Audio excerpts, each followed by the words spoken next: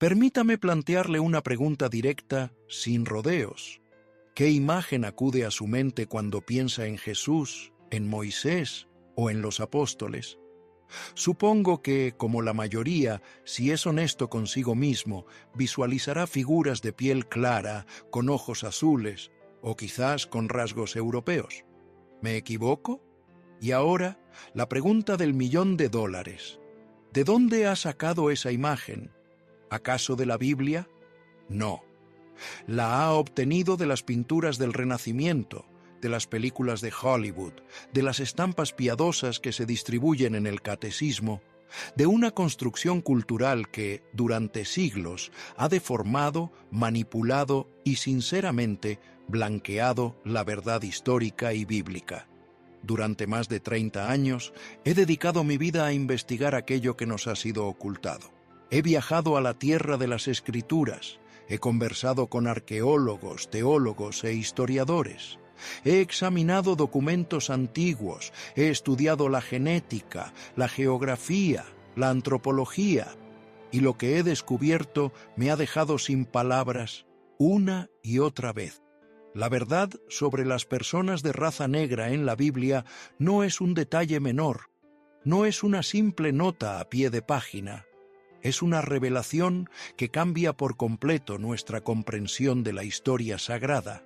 Y lo más grave de todo es que esta verdad ha sido sistemáticamente enterrada, ignorada y evitada en libros, predicaciones y enseñanzas religiosas.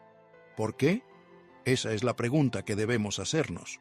¿Por qué, durante siglos, se nos ha presentado una versión blanqueada de la Biblia cuando la realidad geográfica, histórica y científica nos dice algo completamente diferente?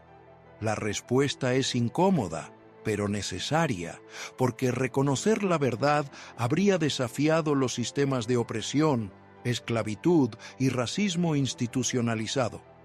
Es más fácil dominar a un pueblo cuando has borrado su herencia espiritual, cuando le has convencido de que no figura en el libro sagrado. Sin embargo, no estoy aquí para perpetuar mentiras reconfortantes. Estoy aquí para revelar hechos impactantes, verdades documentadas que cambiarán para siempre su forma de leer la Biblia. Y le advierto, lo que va a descubrir probablemente sacudirá lo que le enseñaron en la escuela dominical. Pero la verdad, incluso si es incómoda, es siempre preferible a una mentira confortable. Antes de comenzar, quiero dejar algo absolutamente claro. Esto no es una batalla racial. No se trata de reemplazar una supremacía por otra. Se trata de restaurar la verdad histórica. Se trata de reconocer que el plan de Dios siempre, desde el principio, ha incluido a todas las naciones, a todas las razas y a todos los pueblos.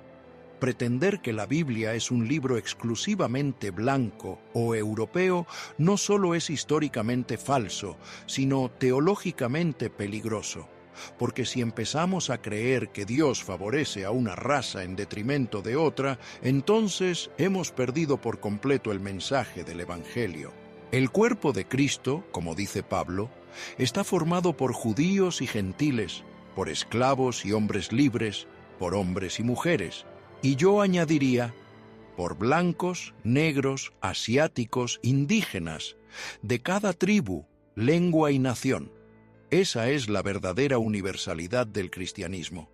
Y cuando conocemos nuestra historia real, completa y sin censura, nos unimos más, porque descubrimos que todos, absolutamente todos, formamos parte de la misma historia de salvación. Por eso le invito a abrir su espíritu, a dejar de lado los prejuicios, las ideas preconcebidas, las imágenes deformadas que nos han vendido. Puede tomar su Biblia si desea seguir las referencias que le daré, porque todo lo que voy a contar está en las páginas sagradas. Siempre ha estado ahí, solo que nadie se había tomado la molestia de señalarlo hasta ahora. Y permítame decirle una cosa más antes de empezar. Durante años, en mis investigaciones para mis libros sobre los misterios del cristianismo primitivo, me resistí a esta verdad incómoda. Al principio me opuse. Yo también había crecido con las mismas imágenes que usted, pero los hechos son los hechos. La geografía es la geografía. La genética es la genética. Y cuando uno empieza a ensamblar todas las piezas del rompecabezas, la imagen que emerge es muy diferente de la que nos han vendido. Así que, respire profundamente, prepárese, porque en los próximos minutos vamos a desmontar 2000 años de manipulación histórica. Viajaremos a través del Génesis, el Éxodo, los Evangelios y el libro de los Hechos. Encontraremos personajes bíblicos que probablemente nunca le presentaron correctamente. Descubriremos el papel fundamental que África y su gente jugaron en el plan divino. Y al final, cuando terminemos este viaje, no podrá volver a leer la Biblia de la misma manera, porque habrá visto la verdad. Y la verdad, como dijo Jesús, le hará libre. Comencemos por el principio. Y cuando digo el principio, me refiero al Génesis, capítulo 2, versículo 7. Escuche con atención, porque esto es fundamental. La Biblia dice: «Entonces el Señor Dios formó al hombre del polvo de la tierra y sopló en su nariz aliento de vida, y fue el hombre un ser viviente». Esta es la clave del polvo de la tierra. Durante siglos nos han mostrado pinturas renacentistas donde Adán aparece con una piel de porcelana, casi blanca, con rasgos nórdicos. Y yo me pregunto, ¿quién ha visto alguna vez polvo blanco en Mesopotamia? ¿Quién ha estado en las tierras donde supuestamente se encontraba el jardín del Edén y ha visto un suelo de color porcelana? Permítame contarle algo que descubrí en mis viajes por Oriente Medio. Estuve en la región conocida como Mesopotamia, entre los ríos Tigris y Éufrates, donde muchos eruditos sitúan el Edén bíblico, y tomé un puñado de tierra en mis manos. ¿Sabe de qué color era? Oscura, marrón, rojiza, rica en minerales. Exactamente el tipo de suelo fértil que produce vida. Y pensé, si Dios formó a Adán del polvo de esta tierra, entonces Adán no era blanco. No podía serlo. La materia prima misma de la que fue formado era oscura. Vayamos ahora a la ciencia. La genética moderna, con estudios del ADN mitocondrial y del cromosoma Y, ha rastreado el origen de la humanidad. ¿Y sabe qué ha descubierto? Que todos los humanos modernos descienden de una población que se originó en África. Esto no es una teoría de la conspiración ni afrocentrismo militante, es ciencia revisada por pares, publicada en las revistas más prestigiosas del mundo. Incluso los científicos más conservadores se han visto obligados a admitir el hecho. La humanidad comenzó en África. Los primeros humanos eran africanos, y en África, bajo el sol implacable del continente, con la necesidad de proteger la piel de la radiación ultravioleta, ¿qué color de piel prevaleció? Una con melanina elevada, una piel oscura, lo que comúnmente llamaríamos piel negra. Y aquí hay algo que me parece fascinante. El nombre mismo, Adán. En hebreo, Adamá significa tierra o suelo. Algunos lingüistas y expertos en lenguas semíticas sostienen que este nombre está relacionado con palabras que significan rojo o tierra roja. ¿Ve la conexión? El primer hombre fue llamado literalmente el hombre de la tierra o el hombre rojo, en referencia al color de la tierra de la que fue formado. No es un nombre arbitrario, es una descripción de su origen, de su composición. Y no se detenga ahí. Vayamos un poco más lejos en Génesis 2, versículos 10 al 14. La Biblia nos da pistas geográficas muy específicas sobre la ubicación del Edén. Menciona 4 ríos: el Pisón, que rodeaba toda la tierra de Havila; el Gijón, que rodeaba toda la tierra de Cus; el Tigris y el Éufrates. Bien, los 2 últimos son fáciles de identificar, están en Mesopotamia, en lo que hoy es Irak. Pero, ¿y los 2 primeros? Aquí es donde se pone interesante. Cus, en la Biblia, es el nombre para Etiopía, y Havila se asocia generalmente con la península arábiga o el noreste de África. ¿Comprende lo que esto significa? El jardín del Edén, el lugar donde comenzó la humanidad, tenía conexiones directas con África. Durante siglos, los eruditos occidentales han hecho acrobacias para situar el Edén exclusivamente en Mesopotamia, ignorando convenientemente las referencias africanas. Pero los textos son claros. Una de las tierras mencionadas en conexión directa con el Edén es Etiopía. África no es un continente periférico en el relato bíblico. Está presente desde los primeros capítulos del Génesis, en el origen mismo de la humanidad. Y permítame añadir algo más, algo que rara vez se menciona en las iglesias. Durante siglos, los pensadores africanos, los padres de la Iglesia etíope y los teólogos modernos han mantenido viva esta verdad, que la humanidad comenzó en África, que los primeros humanos eran negros, pero sus voces han sido marginadas, silenciadas, consideradas menos autorizadas que las de los teólogos europeos. ¿Por qué? Porque reconocer esta verdad habría socavado la narrativa que justificaba la colonización de África y la esclavitud de su pueblo. Es más fácil explotar un continente cuando primero le has despojado de su dignidad histórica y espiritual. Piénselo. Si le enseñan que los primeros humanos, Adán y Eva, eran blancos, entonces, implícitamente, la humanidad original era pura, y todo lo demás se convierte en una desviación de ese ideal. Pero si reconoce que los primeros humanos eran negros, entonces toda esa construcción racista se desmorona, porque significa que la humanidad, en su estado más puro, más cercano a Dios, recién formada por sus manos, tenía la piel oscura. ¿Y eso lo cambia todo? ¿Estoy diciendo que el color de la piel determina el valor de una persona? Por supuesto que no. Todos estamos hechos a imagen de Dios, sea cual sea el color de nuestra piel. Pero lo que digo es que cuando distorsionamos la verdad histórica, cuando blanqueamos artificialmente el relato bíblico, causamos un daño profundo. Perpetuamos una mentira que ha generado siglos de dolor, división y opresión. Y como buscador de la verdad, no puedo permanecer en silencio ante esto. Así que el primer hecho impactante es este. Los primeros humanos, Adán y Eva, muy probablemente tenían la piel oscura. Fueron hechos del polvo de una tierra oscura en una región con una fuerte conexión con África, en un momento de la historia humana donde una alta melanina era la norma biológica. Y reconocer esto no divide el cuerpo de Cristo, al contrario, restaura una verdad que nunca debió ser ocultada. Pero no nos quedemos en el jardín del Edén, avancemos en la historia. Porque si África y sus pueblos estaban en el principio, le aseguro que no desaparecen del relato. Al contrario, a medida que avanzamos en el Antiguo Testamento, África aparece una y otra vez, jugando papeles absolutamente centrales en el desarrollo del plan de Dios. Vayamos al diluvio. Génesis 6 al 9. Noé y sus 3 hijos, Sem, Cam y Jafet.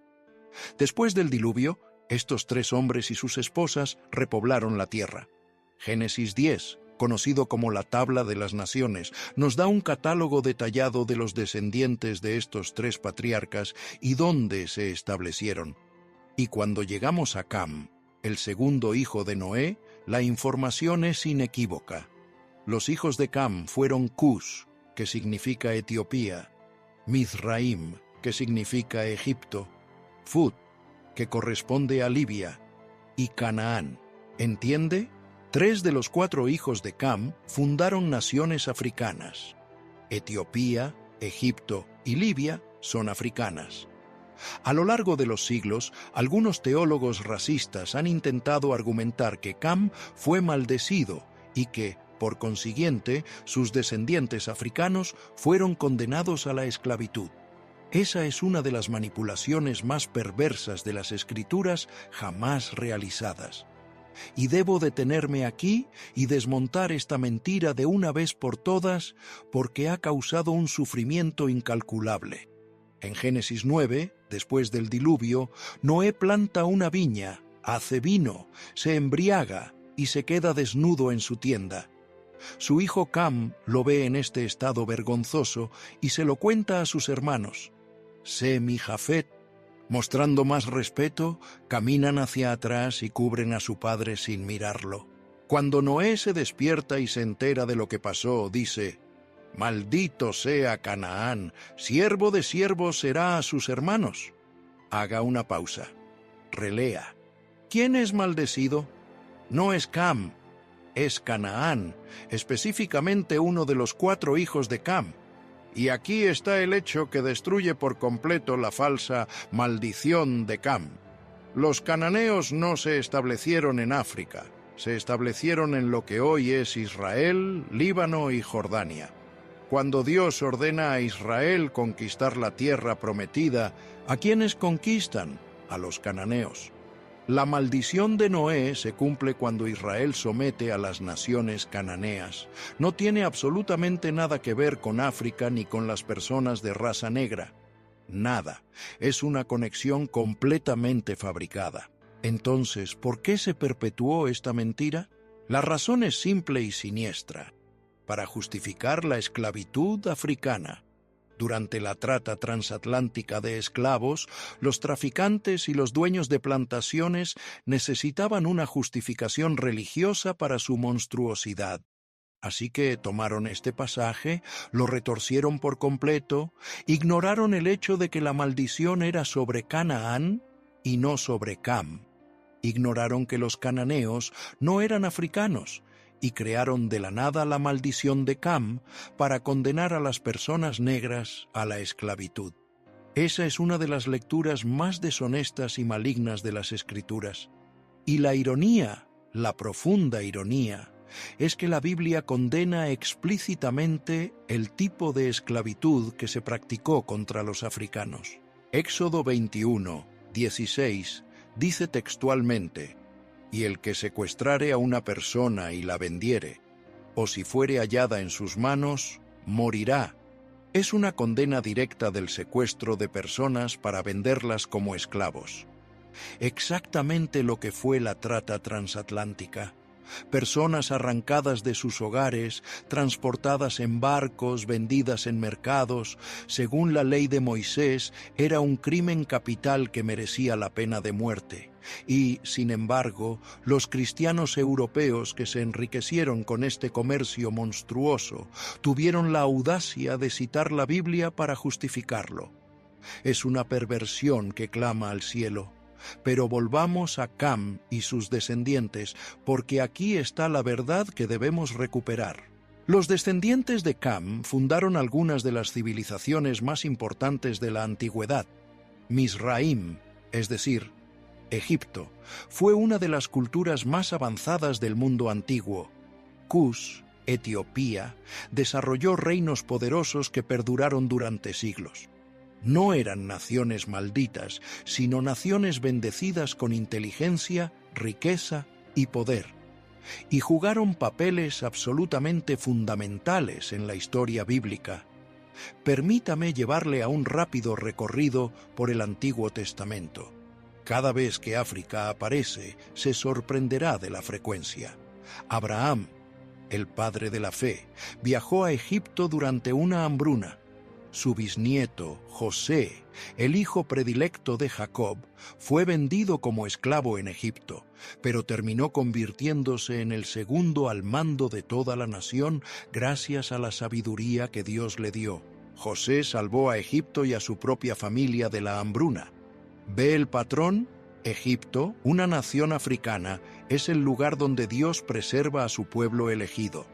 Luego viene Moisés, nacido de padres hebreos, pero criado como un príncipe egipcio, educado en toda la sabiduría de los egipcios, como dice el libro de los Hechos.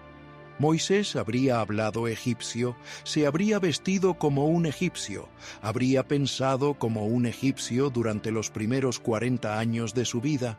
Cuando Dios lo llama en la zarza ardiente, lo envía a confrontar al faraón. Y todo el drama del Éxodo, las 10 plagas, el cruce del Mar Rojo, ocurre en suelo africano. África no es un escenario secundario, es el escenario principal de uno de los eventos más importantes de la Biblia. Y hay algo que la mayoría de la gente no sabe o ignora convenientemente. La esposa de Moisés era etíope. Números 12:1 dice explícitamente: María y Aarón hablaron contra Moisés a causa de la mujer cusita que había tomado, porque él había tomado mujer cusita. Bueno, hay un debate entre algunos eruditos sobre si se trata de Séfora, su primera esposa madianita, o una segunda esposa. Pero el texto es claro. Moisés se casó con una mujer etíope, cusita, una mujer negra. Y lo que sucede después es extraordinario y rara vez se predica. María, la hermana de Moisés, y Aarón, su hermano, critican a Moisés por este matrimonio. La razón, el texto lo sugiere fuertemente, fue el origen étnico de su esposa. ¿Y qué hace Dios? Interviene directamente en la puerta del tabernáculo y los confronta. Y como castigo por su prejuicio, por su racismo, si queremos llamar a las cosas por su nombre, Dios hiere a María. La cubre de lepra, de modo que su piel se vuelve blanca como la nieve. Piense en la devastadora ironía de esto. María criticó a Moisés por casarse con una mujer de piel oscura, y Dios la castiga volviendo su propia piel blanca por la lepra, el mismo color que nuestra cultura asocia con la pureza y la inocencia. Este episodio por sí solo debería destruir toda idea de que Dios favorece a una raza sobre otra. Dios, en su soberanía, defiende el matrimonio interracial de Moisés y castiga a quienes lo critican. Y, sin embargo, ¿cuántas veces ha escuchado este texto predicado por su mensaje antirracista? Probablemente nunca, porque es incómodo, porque desafía el status quo. Pero continuemos, porque África sigue apareciendo. Los israelitas, después de salir de Egipto, vagan por el desierto durante 40 años. Y el tabernáculo, el lugar donde Dios habitaba en medio de su pueblo, fue construido con materiales preciosos que provenían de Egipto. El oro, la plata, el bronce, las telas finas. Todo esto fue un despojo de la civilización egipcia, africana. El lugar donde Dios decidió manifestar su presencia fue construido con el fruto del trabajo y el arte de África. Avanzamos en la historia, llegamos al período de los reyes, y aquí aparece uno de los personajes más fascinantes e ignorados de la Biblia, la reina de Saba. Esta soberana de un reino rico y poderoso viaja una gran distancia para conocer al rey Salomón. Ha oído hablar de su sabiduría y quiere ponerla a prueba. Cuando llega, trae consigo regalos extraordinarios, 120 talentos de oro, una gran cantidad de especias aromáticas y piedras preciosas. Después de escuchar a Salomón y ver su sabiduría, queda maravillada. ¿Y dónde estaba exactamente el reino de Saba? La mayoría de los eruditos coinciden en que su reino se encontraba en el sur de la península arábiga, posiblemente en lo que hoy es Yemen o en Etiopía. La tradición etíope es muy específica. Afirma que la reina de Saba, a quien llaman Maqueda, era etíope, y va más allá. Sostiene que ella y Salomón tuvieron un hijo, Menelik I, quien se convirtió en el primer emperador de Etiopía y fundó una dinastía que se extendió por más de 3000 años. Ahora bien, la Biblia no confirma explícitamente la historia del hijo, pero sí confirma que la reina de Saba era una soberana negra, poderosa e inteligente, que mereció la atención y el respeto del rey más sabio de Israel. Jesús mismo se refirió a ella en Mateo 12:42. La llama la reina del sur y dice que vino de los fines de la tierra para oír la sabiduría de Salomón. No era una figura menor. era tan importante que Jesús mismo la utiliza como ejemplo de alguien que buscó auténticamente la sabiduría divina. Y si la tradición etíope es correcta, si Menelik I fue realmente el hijo de Salomón, significa que la línea real de Etiopía estaba conectada directamente a la casa de David y por lo tanto a la línea mesiánica. Esto significaría que habría sangre africana en el árbol genealógico que eventualmente conduciría a Jesús. ¿Se da cuenta de lo revolucionario que es esto? ¿De cómo desmonta por completo la imagen blanqueada de la fe que nos han vendido? Pero no nos detengamos ahí. Vayamos al Nuevo Testamento, porque si piensa que África desaparece cuando llegamos a los Evangelios, se equivoca de nuevo. De hecho, África juega un papel crucial en la vida misma de Jesús. En Mateo 2:13, José recibe un sueño en el que un ángel le advierte que Herodes busca matar al niño Jesús. ¿Y qué le dice el ángel? Levántate y toma al niño y a su madre y huye a Egipto y permanece allá hasta que yo te lo diga, porque acontecerá que Herodes buscará al niño para matarlo. Jesús, como refugiado, encuentra seguridad en África. Egipto se convierte en el lugar que protege al Salvador del mundo cuando su propia tierra natal es demasiado peligrosa. ¿No es extraordinario? El Salvador del mundo, en sus primeros años de vida, es protegido por una nación africana. Y no es solo un detalle. Mateo explica que esto cumplió la profecía de Oseas 11:1. De Egipto llamé a mi hijo. Dios estaba repitiendo el patrón del Éxodo, pero ahora con Jesús. Así como Israel fue preservado en Egipto antes de ser llamado a salir, Jesús es preservado en Egipto antes de comenzar su ministerio. África no es periférica, es fundamental. ¿Cuánto tiempo pasó Jesús en Egipto?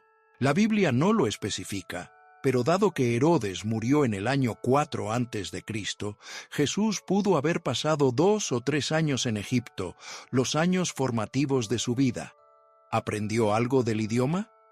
¿Observó las costumbres? No lo sabemos, pero sabemos que el Hijo de Dios vivió en suelo africano. Avancemos ahora al ministerio público de Jesús y a su crucifixión. En Marcos 15:21, Jesús es conducido al Gólgota para ser crucificado. Está débil, ha sido azotado y no puede llevar la cruz. Los soldados romanos obligan a un hombre a llevarla por él. ¿Quién es este hombre? Simón de Cirene. Cirene estaba en el norte de África, en lo que hoy es Libia.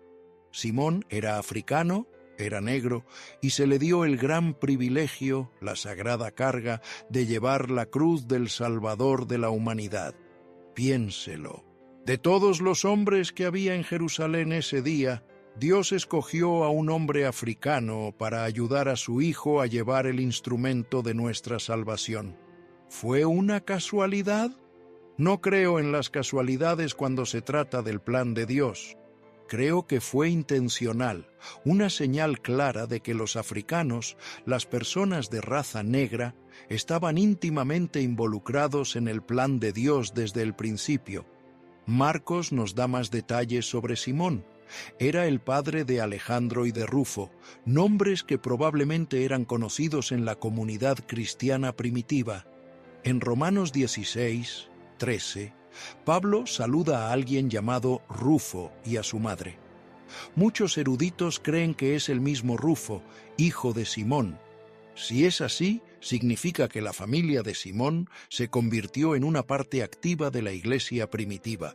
Un hombre africano no solo llevó la cruz de Cristo, sino que su familia fue una parte fundamental de la expansión del cristianismo. Y llegamos a Hechos de los Apóstoles, capítulo 8. Esta es una de mis historias favoritas en todo el Nuevo Testamento, porque no hay manera de retorcerla o malinterpretarla. Felipe, el diácono, es guiado por el Espíritu Santo hacia un camino que va de Jerusalén a Gaza. Allí se encuentra con un hombre, un eunuco etíope, un alto funcionario de Candas, reina de Etiopía. El hombre estaba a cargo de todo el tesoro de la reina. No era una persona cualquiera, era un hombre de poder. Cuando Felipe se acerca, ¿qué está haciendo el etíope? Está leyendo el libro del profeta Isaías, capítulo 53, para ser exactos. El pasaje sobre el siervo sufriente. El etíope lucha por entender el significado. Felipe sube a su carro y le explica el Evangelio. Le explica que este pasaje habla de Jesús. El etíope cree, Felipe lo bautiza allí mismo, y el etíope sigue su camino lleno de gozo, llevando el Evangelio de vuelta a África.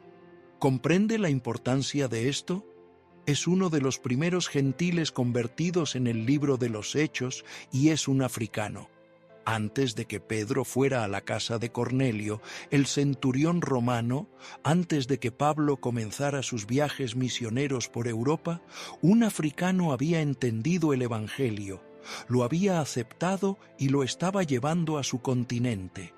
El cristianismo llegó a África en el primer siglo, prácticamente al mismo tiempo que se extendía hacia el oeste. África no recibió el cristianismo como un regalo de los colonizadores europeos 1000 años después. África ha sido cristiana desde el principio, y la historia lo confirma. La Iglesia copta de Egipto remonta sus orígenes al primer siglo, específicamente a Marcos el Evangelista. La Iglesia ortodoxa etíope afirma haber sido fundada también en el primer siglo. Había comunidades cristianas florecientes en el norte de África, en Egipto, Libia y Etiopía, mucho antes de que el cristianismo se estableciera en gran parte de Europa. Algunos de los padres de la Iglesia más importantes eran africanos. Orígenes de Alejandría, Clemente de Alejandría, Tertuliano de Cartago, y, el más célebre de todos, el hombre cuya teología ha moldeado todo el cristianismo occidental, Agustín de Hipona. Agustín era del norte de África, de lo que hoy es Argelia. Según cómo se interpreten las descripciones históricas, probablemente tenía orígenes bereberes, y muchos de los antiguos bereberes tenían la piel oscura. Por lo tanto, cuando hablamos de la historia del cristianismo, cuando hablamos de los gigantes teológicos que definieron la fe, no podemos ignorar que muchos de ellos eran africanos. La idea de que el cristianismo es intrínsecamente una religión blanca o europea es absurda, es una distorsión histórica. Y esto me lleva a otro punto crucial. En Hechos 13, 1, Lucas enumera a los profetas y maestros en la iglesia de Antioquía. Entre ellos menciona a Simeón, el que se llamaba Níger. Níger, en latín, significa negro. Este hombre era un líder en una de las iglesias más importantes del cristianismo primitivo. Las personas de raza negra no eran solo miembros de la iglesia, eran líderes, profetas y maestros desde el principio. Y si vamos al libro de Apocalipsis, se nos da una visión de cómo será la eternidad. Apocalipsis 7, 9. Después de esto miré, y he aquí una gran multitud, la cual nadie podía contar, de todas naciones y tribus y pueblos y lenguas, que estaban delante del trono y en la presencia del Cordero. Todas las naciones, todas las tribus, todos los pueblos, todas las lenguas. El cielo no será un lugar donde no haya gente negra. Los africanos, los descendientes de Cam, estarán allí, no como una nota a pie de página, sino como una parte integrante del pueblo redimido de Dios. Entonces, resumamos lo que hemos visto hasta ahora. Primero, los primeros humanos probablemente tenían la piel oscura, creados del polvo de una tierra oscura, en una región conectada con África. Segundo, África jugó un papel central en la narrativa del Antiguo Testamento, desde Egipto salvando a Israel de la hambruna hasta Etiopía, produciendo reinas poderosas que buscaban la sabiduría de Dios. Tercero, figuras eminentes de la Biblia eran negras o tenían ascendencia africana, como la esposa de Moisés o Simeón Níger. Cuarto, la falsa maldición de Cam es una manipulación perversa de las Escrituras sin base bíblica. Quinto, África protegió a Jesús cuando era un bebé. Sexto, un hombre africano llevó la cruz de Cristo. Séptimo, el cristianismo llegó a África en el primer siglo y ha tenido una historia vibrante y continua allí. Pero quiero ir un poco más lejos. Veo cómo algunas profecías bíblicas parecen hablar directamente de las luchas históricas que las personas de raza negra han enfrentado. Deuteronomio 28 es un capítulo largo que describe las bendiciones que vendrían sobre Israel si obedecían a Dios, y las maldiciones si desobedecían, y algunas de estas maldiciones son de una precisión inquietante. Versículo 64. Y el Señor te esparcirá por todos los pueblos, desde un extremo de la tierra hasta el otro extremo. Dispersión forzada. ¿Le suena familiar? La diáspora africana, causada por la trata transatlántica de esclavos, dispersó a millones de africanos por todo el mundo. Pero el versículo más perturbador es el 68. Y el Señor te hará volver a Egipto en naves, por el camino del cual te ha dicho, nunca más volverás a verlo. Y allí seréis vendidos a vuestros enemigos por esclavos y por siervas, y no habrá quien os compre. Volver en naves a una condición de esclavitud, siendo tan devaluados que no habría demanda. Muchos eruditos debaten si este pasaje se refiere literalmente a la trata de esclavos o si es una profecía ya cumplida en la antigüedad. No seré dogmático, pero lo que no podemos negar es que la descripción encaja de manera inquietante. Arrancados de África, transportados en barcos infames en condiciones inhumanas, vendidos en mercados de esclavos. Y aquí está el punto. Si existe la posibilidad de que estas profecías se refieran a esta época oscura de la historia, entonces debemos reconocer que Dios no fue ajeno al sufrimiento de los africanos. Él no lo causó, porque Dios no es el autor del mal, pero lo vio, lo registró, lo deploró y prometió que habría un juicio para los opresores. El Salmo 103, 6 dice: El Señor es el que hace justicia y derecho a todos los oprimidos. La Biblia, una y otra vez, se pone del lado de los oprimidos, de los que sufren la injusticia. Y si las personas de raza negra han sufrido siglos de opresión, la Biblia está de su lado. Dios está de su lado, y todo cristiano auténtico debería estarlo también. Pero las profecías no terminan con el juicio y el sufrimiento.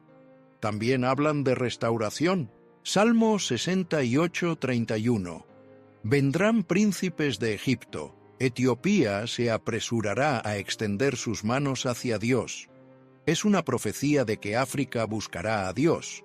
Y si miramos la historia reciente, vemos un cumplimiento asombroso de esto. Algunas de las poblaciones cristianas de más rápido crecimiento en el mundo están en África. Nigeria tiene una de las iglesias más grandes del mundo. Kenia, Uganda, Ghana, todos tienen movimientos cristianos vibrantes y en crecimiento. Etiopía nunca abandonó el cristianismo. Lo mantuvo vivo incluso cuando gran parte del norte de África se convirtió al Islam. África está extendiendo sus manos hacia Dios, exactamente como dice el Salmo. Y Dios ha prometido que la justicia finalmente prevalecerá. Creo que Dios ha escuchado el clamor de los oprimidos a lo largo de toda la historia humana. Ha visto las injusticias cometidas contra las personas de raza negra y a su debido tiempo traerá una justicia completa. El plan de Dios siempre ha incluido a todas las naciones. Hechos 17, 26. Y de una sangre ha hecho todo el linaje de los hombres para que habiten sobre toda la faz de la tierra. De una sangre, un solo origen. Todos descendemos de los mismos primeros padres. No hay razas superiores o inferiores, solo existe la familia humana. Y cuando Jesús dio la gran comisión, dijo: Id y haced discípulos a todas las naciones. Todas las naciones, pantataetne, en griego. Cada grupo étnico, cada pueblo, cada tribu. El cristianismo nunca fue destinado a ser una religión exclusivamente judía, o romana, o europea. Fue diseñado desde el principio para ser global, universal, para todas las personas. Y las personas de raza negra no solo están incluidas, están presentes desde las primeras páginas de las Escrituras. Vemos a Dios intervenir a través de y con personas africanas. Y permítame decir algo más, porque es importante. Cuando la Iglesia primitiva comenzó a expandirse, uno de los primeros debates teológicos fue si los gentiles debían convertirse en judíos antes de ser cristianos. Hechos 15 registra el Concilio de Jerusalén, donde los apóstoles se reunieron para decidir esta cuestión. Y la conclusión fue clara: no. Los gentiles no necesitaban adoptar la cultura judía para ser salvos. La gracia de Dios era suficiente. De la misma manera, el cristianismo no exige que nadie adopte la cultura europea. No exige que las personas de raza negra abandonen su herencia africana para ser aceptadas por Dios. La idea de que ser cristiano significa blanquearse, europeizarse, rechazar la propia identidad cultural, es una terrible distorsión del Evangelio. El Evangelio transforma los corazones, no borra las identidades culturales. Pablo fue judío hasta el día de su muerte, y sin embargo fue cristiano. No había contradicción. De la misma manera, uno puede ser plenamente africano y plenamente cristiano. Puede celebrar su herencia, su cultura, su historia y al mismo tiempo seguir a Jesús. De hecho, si África está en el plan de Dios desde el principio, celebrar su herencia africana es una forma de dar gloria a Dios por la manera en que lo ha creado. Esto nos lleva al último y más importante de todos los puntos. Las personas de raza negra tienen una herencia y un propósito divinos. No son un accidente de la historia. No son una nota a pie de página en el plan de Dios. Son una parte integrante de la historia de la redención, que comienza en el Génesis y culmina en el Apocalipsis. Piense en todo lo que hemos visto, desde Adán, formado del polvo oscuro de la tierra, hasta el eunuco etíope que llevó el Evangelio a África, desde Abraham, refugiado en Egipto, hasta Jesús haciendo lo mismo, desde Moisés, casado con una etíope, hasta Simón de Cirene, llevando la cruz. Desde la reina de Saba buscando la sabiduría, hasta Simeón Níger liderando en Antioquía, y mucho más. Las personas de raza negra no solo aparecen en el libro, son actores principales. Y aquí está la verdad más poderosa de todas. Primera de Pedro 2:9. Mas vosotros sois linaje escogido, real sacerdocio, nación santa, pueblo adquirido por Dios, para que anunciéis las virtudes de aquel que os llamó de las tinieblas a su luz admirable. Esto no es solo para un grupo étnico, es para todos los que están en Cristo, judío, gentil, africano, europeo, asiático, indígena. Todos somos una generación escogida. Todos somos un sacerdocio real, pero permítame hacerlo personal. Si usted es una persona de raza negra que escucha esto, quiero que comprenda algo. Su valor no proviene de lo que el mundo dice de usted. No proviene de sistemas racistas que intentan oprimirlo. No proviene de una historia de esclavitud o colonización. Su valor proviene del hecho de que Dios lo creó a su imagen. Proviene del hecho de que Cristo murió por usted. Proviene del hecho de que el Espíritu Santo vive en usted si ha puesto su fe en Jesús. Su herencia no comienza con la esclavitud, comienza en el Edén, comienza con los patriarcas, comienza con reyes y reinas, profetas y apóstoles. Comienza con aquellos que caminaron con Dios, hablaron con Dios y fueron usados por Dios para cambiar el mundo. Esa es su herencia, esa es su historia. Y nadie, absolutamente nadie, puede quitársela. Durante siglos nos han contado mentiras. Nos han dicho que su pueblo no aparece en la Biblia. Nos han dicho que el cristianismo es la religión del hombre blanco. Nos han dicho que a Dios no le importa a usted. Todo eso son mentiras.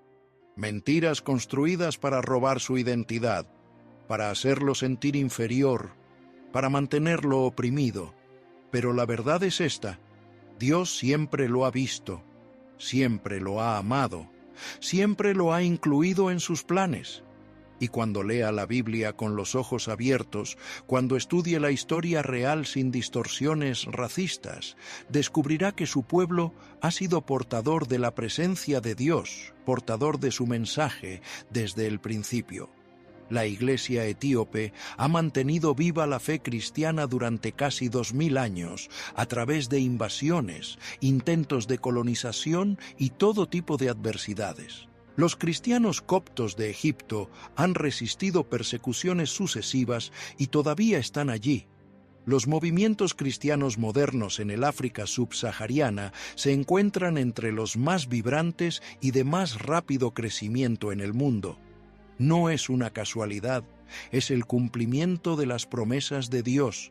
Y si usted es una persona de raza negra que ha sido herida por la Iglesia, que ha visto racismo en congregaciones que deberían haber sabido más, que se ha sentido como un extraño en su propia fe, permítame decirle que esos cristianos estaban equivocados. No representaban a Cristo. Cristo nunca lo habría tratado así. Cristo es el que defendió al marginado y al oprimido.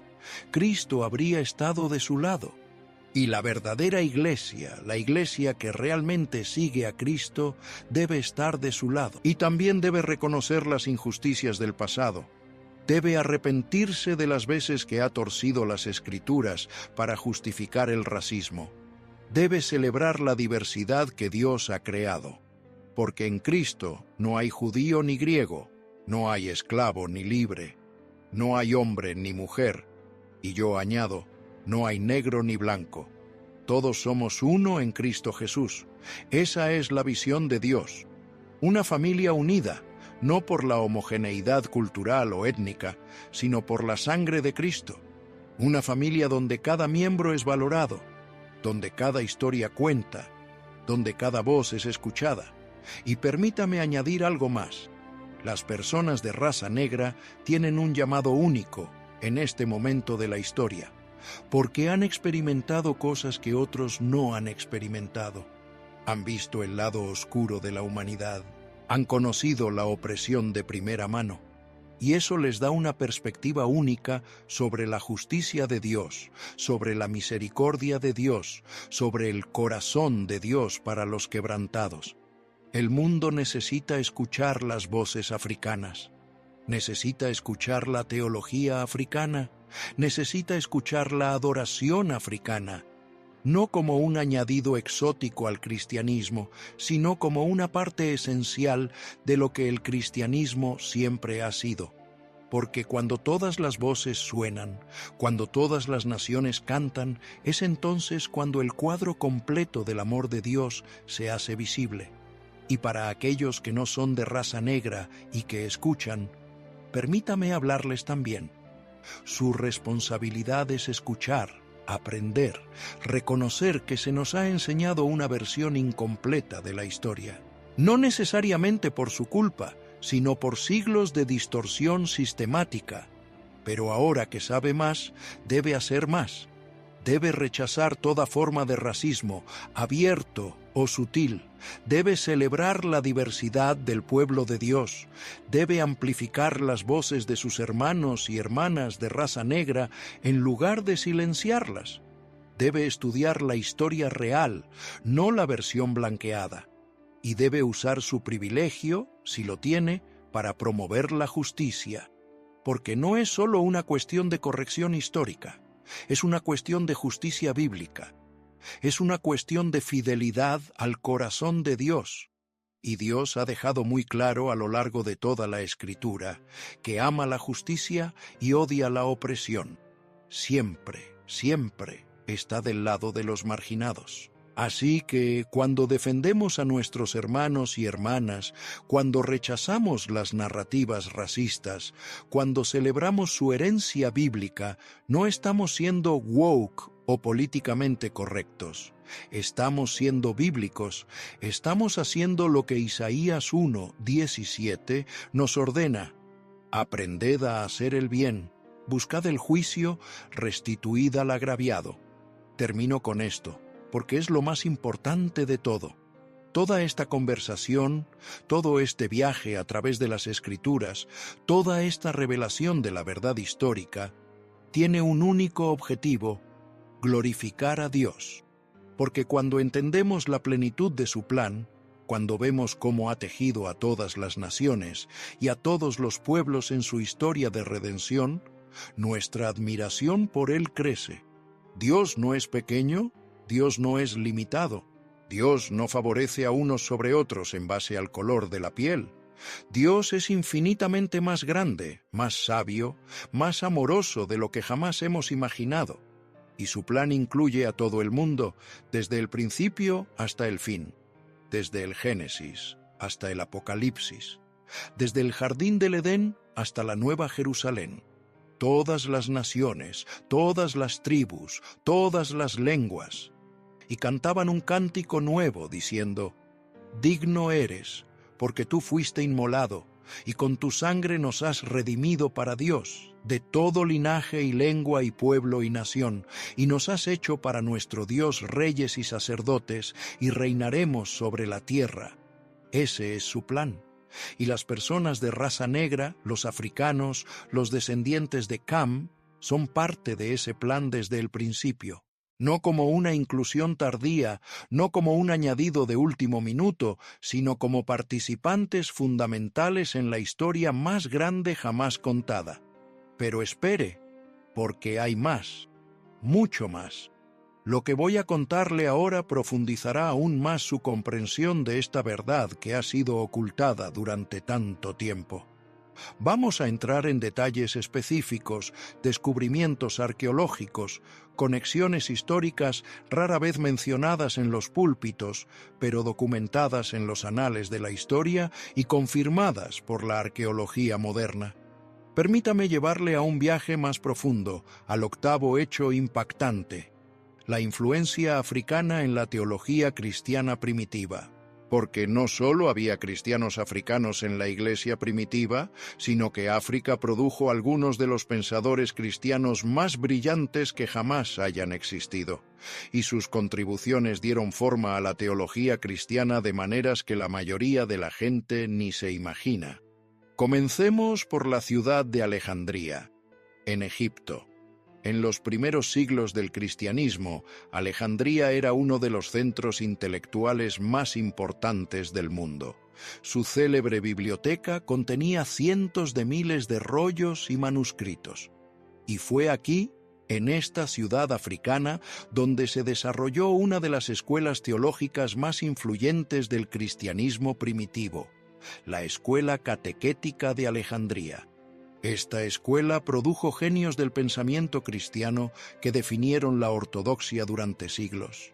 Clemente de Alejandría, quien dirigió la escuela a finales del siglo II, fue uno de los primeros en intentar reconciliar la filosofía griega con la teología cristiana.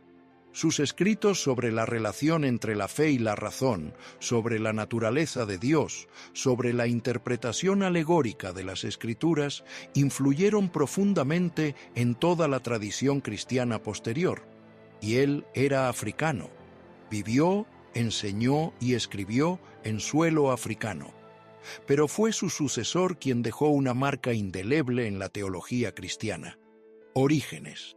Nacido en Alejandría, Orígenes fue probablemente el erudito más prolífico de los primeros siglos del cristianismo. Escribió más de 2000 obras. Desarrolló métodos de interpretación bíblica que se utilizarían durante más de 1000 años. Exploró profundas cuestiones teológicas sobre la naturaleza de Cristo, la Trinidad, la salvación y el libre albedrío. Y aquí está el punto crítico. Sin Orígenes, sin este brillante teólogo africano, la teología cristiana habría tomado una dirección completamente diferente. Muchas de las categorías que usamos hoy para entender la fe cristiana fueron articuladas o exploradas por primera vez por este hombre de Alejandría. Cuando digo que era africano, no lo digo como una curiosidad histórica. Lo digo porque importa, porque durante siglos se nos ha enseñado que la teología seria, profunda y académica venía de Europa, pero la verdad es que también venía de África, y no terminó con Orígenes. Atanasio de Alejandría fue el campeón de la ortodoxia trinitaria. En el concilio de Nicea, en el año 325, cuando Arrio enseñaba que Jesús era una creación inferior al Padre, fue Atanasio quien defendió apasionadamente la plena divinidad de Cristo. La fórmula que se convirtió en el credo de Nicea, la declaración central de la fe de la Iglesia sobre la naturaleza de Dios, fue defendida y promovida por este obispo africano. Sin Atanasio, el cristianismo ortodoxo, tal como lo conocemos, podría no haber sobrevivido. Y luego está Tertuliano de Cartago, en el norte de África, en lo que hoy es Túnez. Tertuliano fue el primero en utilizar la terminología latina para conceptos teológicos que todavía usamos hoy. Fue él quien introdujo el término Trinidad en la teología cristiana, un africano del norte de África escribiendo en latín. Y entonces llegamos al gigante indiscutible, Agustín de Hipona, nacido en lo que hoy es Argelia. Agustín es posiblemente el teólogo más influyente en la historia del cristianismo occidental después del apóstol Pablo. Sus obras, las Confesiones y la Ciudad de Dios, todavía se estudian en universidades de todo el mundo. Su teología sobre la gracia, el pecado original, la predestinación y la naturaleza de la Iglesia ha moldeado por completo tanto el catolicismo romano como el protestantismo posterior. Martín Lutero era agustiniano, Juan Calvino citaba constantemente a Agustín.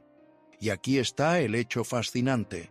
Agustín no era de ascendencia europea. Su madre, Mónica, era probablemente bereber. Su padre era romano, pero vivía en África. Agustín era norteafricano y, según cómo interpretemos las descripciones históricas de los antiguos bereberes, es probable que tuviera la piel oscura. Pero independientemente del tono de su piel, lo que no es discutible es que era africano. Vivió toda su vida en el norte de África. Su visión del mundo fue formada por África. Su ministerio fue en África. Y desde África influyó en todo el mundo cristiano. Piense en la ironía. Durante siglos, los colonizadores europeos fueron a África, llevando, según decían, el cristianismo a los paganos. Pero la verdad histórica es que África enseñó teología cristiana profunda a Europa cuando gran parte de Europa todavía era pagana. Cuando los cristianos africanos debatían las sutilezas de la Trinidad y la Cristología, muchas regiones europeas ni siquiera habían oído el nombre de Jesús. El cristianismo africano es más antiguo que el cristianismo en vastas partes de Europa. Y esto no es solo historia antigua, tiene profundas implicaciones para hoy. Porque si reconocemos que África fue un centro vital del cristianismo primitivo, si reconocemos que algunos de los más grandes pensadores cristianos eran africanos, entonces tenemos que cuestionar toda la narrativa según la cual el cristianismo es una religión blanca que fue llevada a África por misioneros blancos. Esa narrativa es fundamentalmente falsa. África ha tenido el cristianismo desde el principio, y no solo lo ha tenido, sino que lo ha formado, definido, defendido y preservado. Y permítame añadir otro hecho rara vez mencionado: la Iglesia etíope. Etiopía tiene una de las tradiciones cristianas continuas más antiguas del mundo. Según su propia historia, el cristianismo llegó a Etiopía en el primer siglo a través del eunuco bautizado por Felipe. Aunque los historiadores generalmente datan la cristianización oficial de Etiopía en el siglo IV, bajo el rey Ezana, La tradición cristiana etíope es increíblemente antigua y ha sobrevivido contra todo pronóstico, mientras que el norte de África, incluyendo Egipto y el Magreb, fue finalmente islamizado después de las conquistas árabes del siglo VII. Etiopía mantuvo su identidad cristiana. A pesar de estar rodeada de naciones musulmanas, a pesar de las invasiones, a pesar de las presiones, Etiopía ha permanecido cristiana. Ha desarrollado su propia liturgia, su propia tradición teológica, su propio arte religioso. Las iglesias excavadas en la roca de Lalibela son una maravilla del mundo. La Biblia etíope incluye libros que no están en el canon protestante o católico, preservando textos antiguos como el libro de Enoc. Y aquí hay algo que me fascina. La tradición etíope sostiene que posee el Arca de la Alianza. Afirman que Menelik I, el supuesto hijo de Salomón y la reina de Saba, trajo el arca a Etiopía, donde ha sido guardada en la iglesia de Santa María de Sion en Aksum durante casi 3000 años. No puedo verificar esta afirmación. Nadie puede, porque no se permite a nadie ver la supuesta arca excepto a un guardián designado. Pero el hecho de que la tradición exista y que sea tomada muy en serio por millones de cristianos etíopes nos dice algo importante. Los cristianos africanos ven su fe como algo profundamente conectado con el Antiguo Testamento, con Israel, con toda la historia de la revelación divina. No ven el cristianismo como algo importado de Europa, lo ven como parte de su herencia ancestral. Y la arqueología ha confirmado muchos aspectos de la historia etíope. Se han encontrado inscripciones del rey Esana del siglo IV, confirmando que Etiopía fue uno de los primeros reinos en adoptar oficialmente el cristianismo.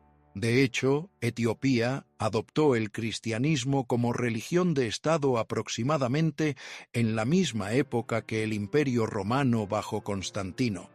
No fue una conversión tardía, fue uno de los primeros estados cristianos de la historia. Y durante siglos, cuando Europa entraba en la Edad Media, Etiopía mantenía viva una vibrante tradición cristiana, produciendo manuscritos iluminados de una belleza extraordinaria, desarrollando una tradición única de canto litúrgico, construyendo iglesias que todavía hoy nos dejan sin aliento. El cristianismo etíope no es una copia pobre del cristianismo europeo. Es una expresión única y poderosa de la fe cristiana, desarrollada de forma independiente y que merece ser reconocida y celebrada. Ahora, permítame llevarle al noveno hecho impactante, uno especialmente conmovedor: el papel de las personas de raza negra en la formación de la tradición monástica cristiana. Porque cuando pensamos en monjes, generalmente imaginamos a monjes europeos en monasterios de piedra en las montañas de Italia o Irlanda. Pero la tradición monástica cristiana comenzó en África. Los padres del desierto, esos primeros ascetas que se retiraron al desierto para dedicarse por completo a la oración y la contemplación, vivían en Egipto, en el desierto egipcio, para ser exactos. Antonio el Grande, considerado el padre del monacato cristiano, era egipcio. Vivió del 251 al 356 y pasó la mayor parte de su vida en el desierto egipcio. Su biografía, escrita por Atanasio de Alejandría, inspiró a miles de personas en todo el mundo cristiano a adoptar la vida monástica. Pacomio el Grande, quien fundó el primer monasterio cenobítico, es decir, una comunidad organizada de monjes que viven bajo una regla común, también era egipcio. Y hay mujeres también, las madres del desierto: Amma Sincletica, Amma Sarra, Amma Teodora, todas egipcias, todas dedicadas a la vida ascética y contemplativa. Sus enseñanzas sobre la vida espiritual son profundas y todavía relevantes hoy. ¿Comprende lo que esto significa? El monacato cristiano, esa tradición de vida dedicada por completo a Dios, que eventualmente se extendería por toda Europa y daría forma a la cultura occidental durante siglos, comenzó con africanos, con hombres y mujeres egipcios que decidieron dejarlo todo para buscar a Dios en el desierto. San Benito, cuando escribió su regla en el siglo VI en Italia, estaba construyendo sobre los cimientos establecidos por estos monjes africanos siglos antes. Y no es un hecho trivial, es fundamental, porque la tradición monástica fue una de las fuerzas más importantes en la preservación del conocimiento, la educación y la cultura cristiana.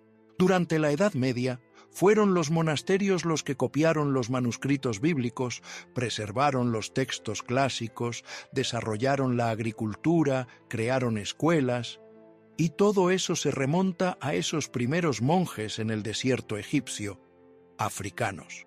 Pero hay algo más que debo contarle, algo profundamente conmovedor. En mis investigaciones me he topado con referencias a santos africanos venerados en la tradición cristiana, pero cuyo origen africano rara vez se menciona. San Moisés el etíope, o el negro, por ejemplo. Este hombre vivió en el siglo IV. Antes de su conversión era un esclavo y luego un ladrón y jefe de una banda de bandidos. Pero tuvo un encuentro transformador con Cristo, se convirtió en monje y vivió una vida de extraordinaria santidad en el desierto egipcio. La tradición dice que algunos monjes lo rechazaron inicialmente por su piel negra, pero San Moisés respondió con humildad y gracia, diciendo que era cierto que por fuera era oscuro, y que por dentro también lo era por sus pecados, y que necesitaba la misericordia de Dios más que nadie. Con el tiempo, su evidente espiritualidad y sinceridad se ganaron el respeto de todos. Se convirtió en uno de los padres del desierto más respetados. Y hay un detalle de su vida que considero muy significativo. Cuando un grupo de bandidos atacó su monasterio al final de su vida, San Moisés se negó a defenderse. Aceptó el martirio con paz, diciendo: «El que vive por la espada, morirá por la espada». Murió como testigo de Cristo, mártir, santo, y era un hombre negro, africano, etíope. La Iglesia Ortodoxa lo venera como santo, pero ¿cuántas personas en Occidente saben siquiera que existió? O santas Perpetua y Felicidad, martirizadas en Cartago en el año 203. Perpetua era una joven de familia noble, madre de un bebé. Felicidad era su esclava, embarazada en el momento del arresto. Ambas fueron arrestadas por ser cristianas durante la persecución del emperador Septimio Severo, y ambas se negaron a renunciar a su fe a pesar de las súplicas de sus familias y las amenazas de las autoridades. Fueron ejecutadas en la arena, enfrentándose a bestias salvajes con un coraje extraordinario, y eran africanas, del norte de África, mártires de la Iglesia primitiva, cuya valentía ha inspirado a generaciones de cristianos. Estos santos africanos, estos testigos de la fe, merecen ser conocidos. Sus historias merecen ser contadas, porque nos muestran que la santidad no conoce el color de la piel, muestran que Dios llama a personas de todas las naciones a seguirlo radicalmente. Y nos recuerdan una vez más que África no estaba en los márgenes del cristianismo primitivo, estaba en su corazón. Y déjeme darle un hecho más, algo fascinante y rara vez discutido. Durante el periodo de la trata transatlántica de esclavos, cuando millones de africanos fueron arrancados de sus hogares y llevados a las Américas, muchos de ellos ya eran cristianos. No todos, por supuesto. Muchos practicaban religiones tradicionales africanas, pero un número significativo, especialmente de regiones como el Congo y Angola, evangelizadas por misioneros católicos portugueses, conocían a Cristo. Eran cristianos antes de ser reducidos a la esclavitud. Eran cristianos que vieron a otros cristianos tratarlos de la manera más inhumana imaginable. Y aquí está lo asombroso. A pesar de esta monstruosa hipocresía, a pesar de esta traición del Evangelio por parte de los opresores, muchos africanos esclavizados mantuvieron su fe, la adaptaron, la hicieron suya de una manera única y poderosa. Los espirituales negros que surgieron de la experiencia de la esclavitud se encuentran entre las expresiones más conmovedoras de la fe cristiana jamás creadas. Canciones como Swing Low, Sweet Chariot, Go Down, Moses, Nobody Knows the Trouble I've Seen, no son solo musicalmente hermosas, son teología profunda hecha melodía. Son el clamor de un pueblo oprimido que ve su propia historia reflejada en el Éxodo, en los profetas que claman por la justicia, en el Cristo sufriente que conoce sus dolores. Y estas canciones, esta teología forjada en el crisol del sufrimiento, eventualmente influirían en todo el cristianismo estadounidense y más allá. El movimiento por los derechos civiles liderado por Martin Luther King Jr. se basó profundamente en esta tradición. Las iglesias negras, con su predicación apasionada, su adoración vibrante, su énfasis en la justicia social, han enriquecido inmensurablemente la expresión global del cristianismo. Y todo esto proviene de África, de personas africanas que, a pesar de haber sufrido lo peor que la humanidad puede infligir, se aferraron a su fe en Cristo. Eso, mis amigos, es un testimonio, es una fe auténtica, y merece nuestro honor, merece nuestro estudio, merece que aprendamos de ella. Porque si queremos saber lo que significa confiar en Dios en medio de un sufrimiento insoportable, debemos escuchar las voces de los africanos que han recorrido ese camino, y descubriremos que Dios es fiel. Y permítame llevarle a un último lugar. Antes de terminar este viaje, quiero que miremos a la África actual y el papel que juega en el cristianismo global hoy. Porque la historia no terminó con la iglesia primitiva ni con la era de la esclavitud. Continúa ahora en nuestra propia época. Y lo que está sucediendo en África es extraordinario. Hoy, África es el continente donde el cristianismo está creciendo más rápido. Las proyecciones demográficas sugieren que para el año 2050, la mayoría de los cristianos del mundo vivirán en África. Nigeria ya tiene más de 90 millones de cristianos. La República Democrática del Congo, más de 60 millones. Etiopía, Kenia, Uganda, Ghana, todos tienen poblaciones cristianas masivas y en crecimiento. Y no estamos hablando de un cristianismo tibio y cultural. Estamos hablando de un cristianismo vibrante, apasionado, que toma la Biblia en serio y está transformando sociedades. Las megaiglesias en Lagos, Nigeria, atraen a cientos de miles de personas cada semana.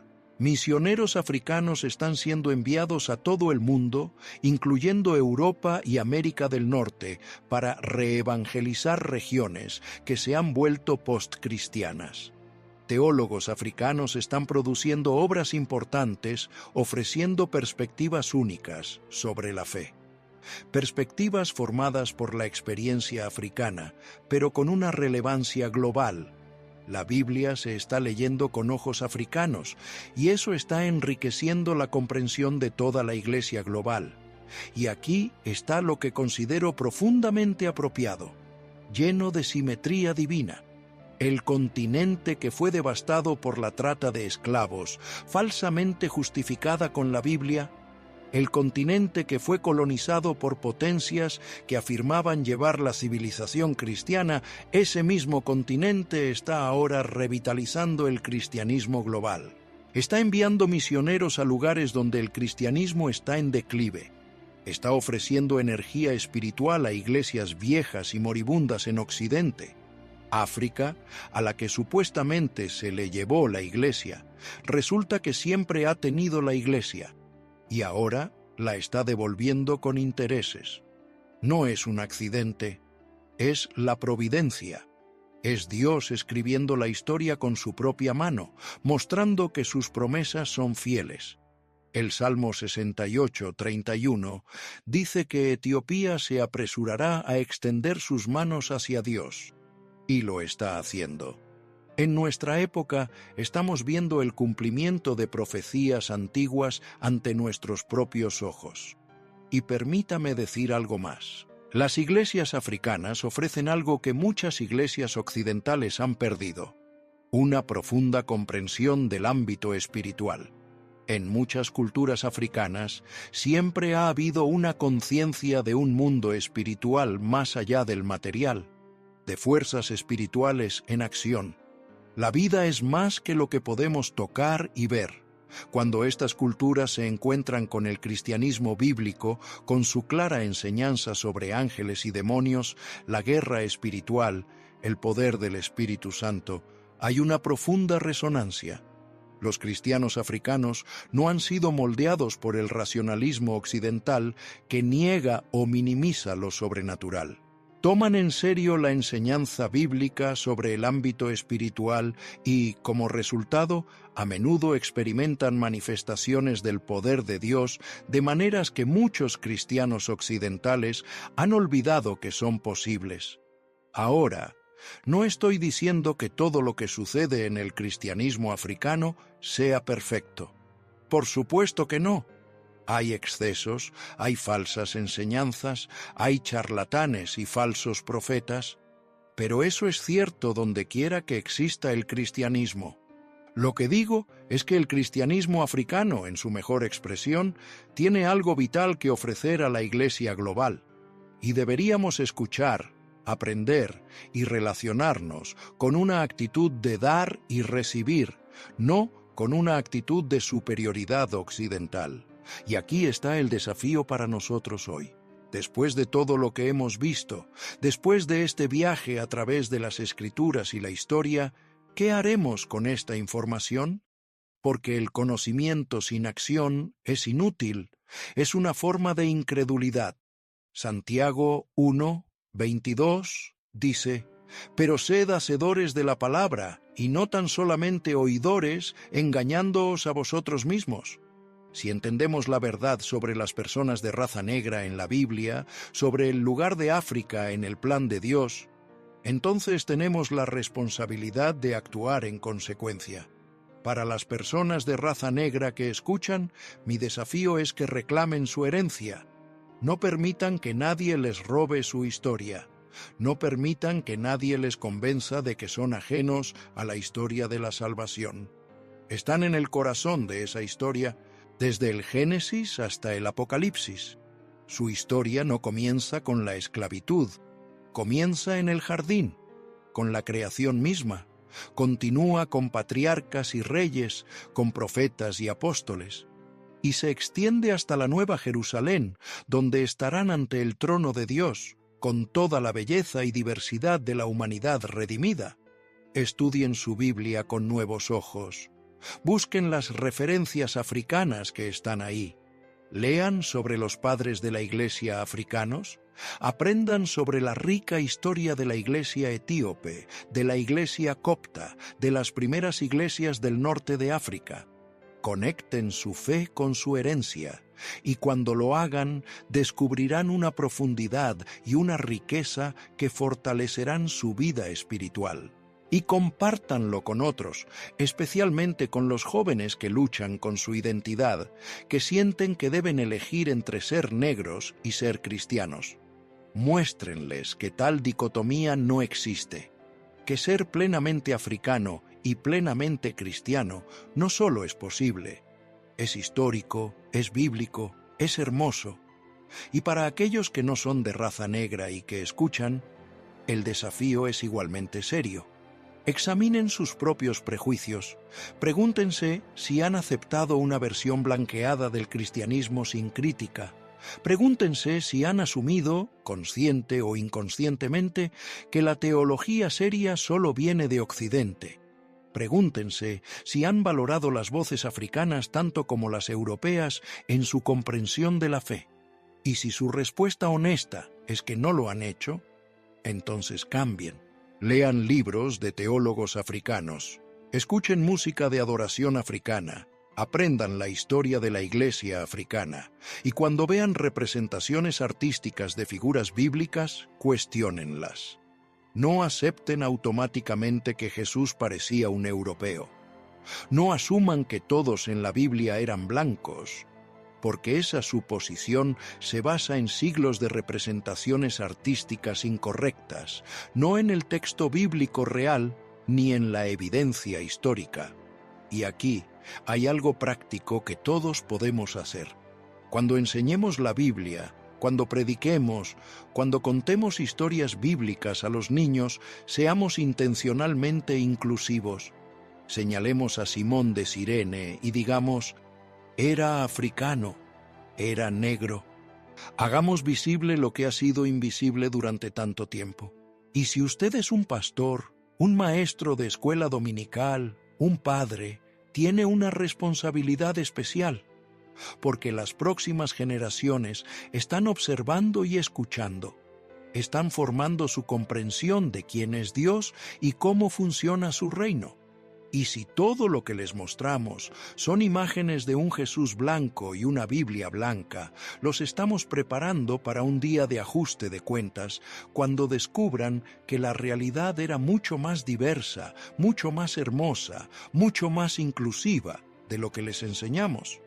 No cometamos ese error, enseñemos la verdad desde el principio y finalmente trabajemos por la justicia.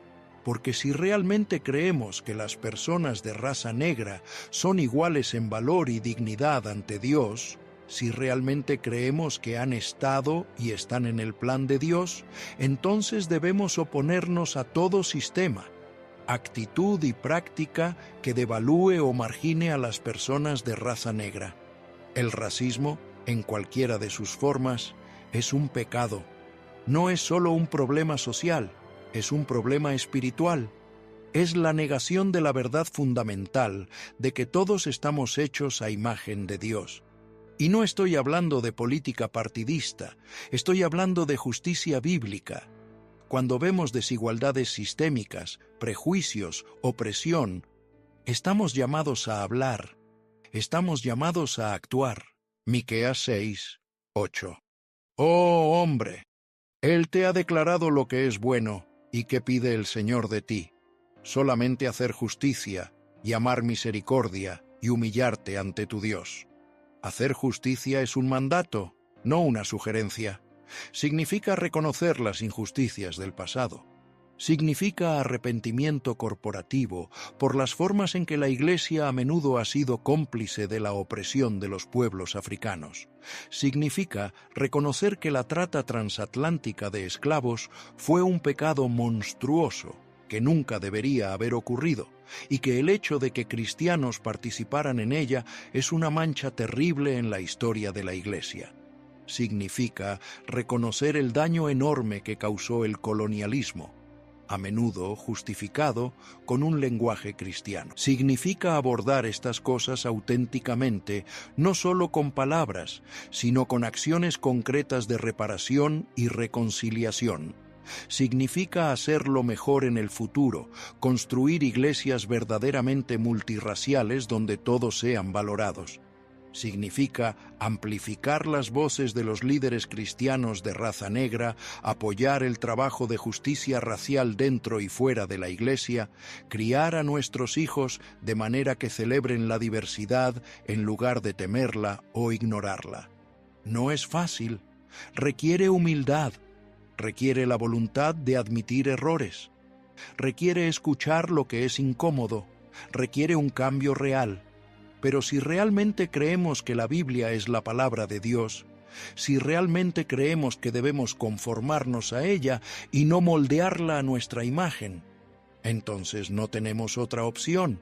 Así que, la próxima vez que abra su Biblia, léala con nuevos ojos. Vea a los africanos.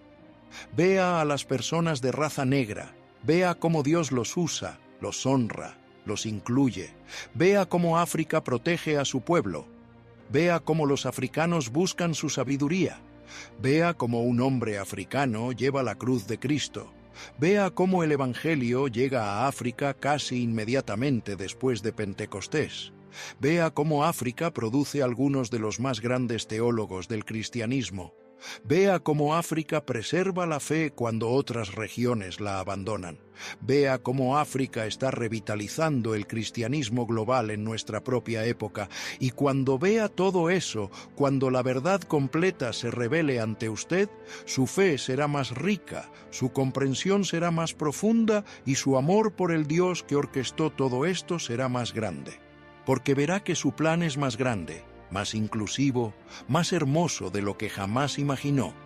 Verá que desde el principio su intención fue reunir a personas de cada tribu, lengua y nación en una familia unida por la sangre de Cristo. Esa es la visión. Ese es el objetivo. Y las personas de raza negra, los africanos, los descendientes de Cam, no están en los márgenes de esa visión, están en su centro. Siempre lo han estado y siempre lo estarán. Hasta ese día, en la Nueva Jerusalén, cuando todas las lágrimas sean enjugadas y toda injusticia sea rectificada, nos reuniremos todos juntos alrededor del trono del Cordero y cantaremos. Y en ese coro escucharemos voces africanas elevadas en alabanza, escucharemos lenguas africanas glorificando a Dios. Veremos rostros africanos brillando con la gloria de Cristo, y será hermoso, será perfecto, será exactamente como Dios lo planeó desde la fundación del mundo. Esto es lo que he descubierto durante mis años de investigación. Esto es lo que la Biblia enseña cuando la leemos sin prejuicios.